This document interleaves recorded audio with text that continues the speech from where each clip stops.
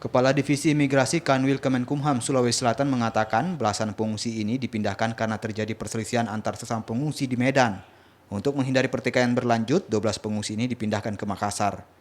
Di Makassar, 12 pengungsi dan petugas menuju Rudenim, Makassar untuk dilakukan pendataan dan pengambilan biometrik. Selanjutnya mereka akan diantar oleh petugas menuju penampungan Community House di perbatasan kota Makassar dengan Kabupaten Goa, Sulawesi Selatan. Tapi kalau berdasarkan jenis kelamin itu laki-lakinya 5, perempuannya 7 orang semuanya. Kalau boleh tahu Bang, mereka dipindahkan kenapa Bang?